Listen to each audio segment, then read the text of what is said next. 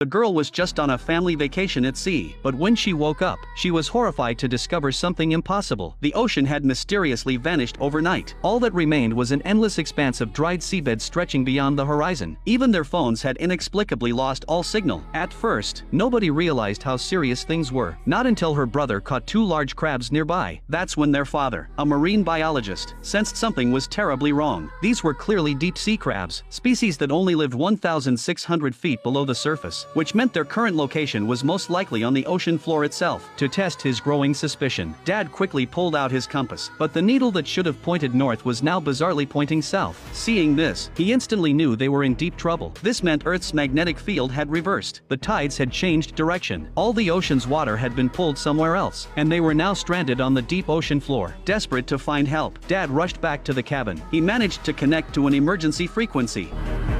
Mayday!